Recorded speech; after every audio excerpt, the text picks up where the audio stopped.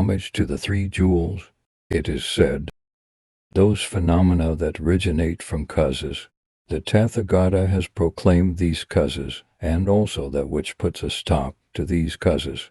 This too has been taught by the Great Śramaṇa. Here, those phenomena should be understood as sevenfold.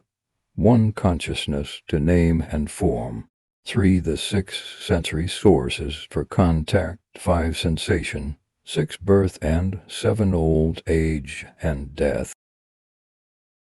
These phenomena are said to originate from causes, since they rise due to 5 factors. What are these 5 causes? They are 1. Ignorance, 2. Craving, 3. Clinging for formations, and 5. Becoming.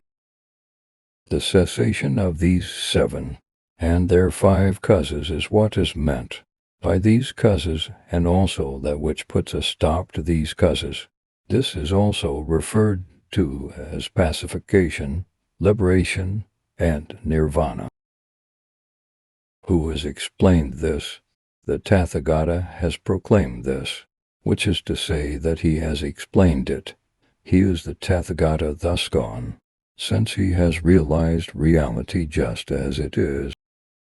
He is also the Tathāgata since he unerringly teaches others how things are.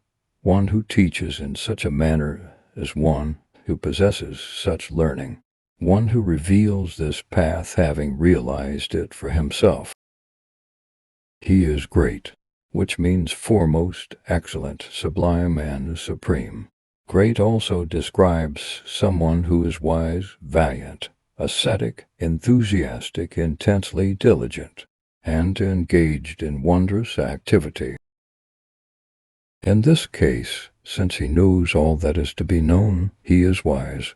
Since he has vanquished all afflictions, he is valiant. Since he has perfectly cultivated ethical discipline, he is ascetic. Since he does not tire of qualities, and so on, he is enthusiastic. He has the intense diligence of one whose hair or head is aflame, and he has made manifest wondrous qualities, and thus carries out wondrous activity. Such a one is great. He is called a Śramaṇa because he has pacified misdeeds and afflictions. He is a Brahmin because he has abandoned all misdeeds. He is a Śramaṇa because he has eliminated the fatigue brought on by afflictions.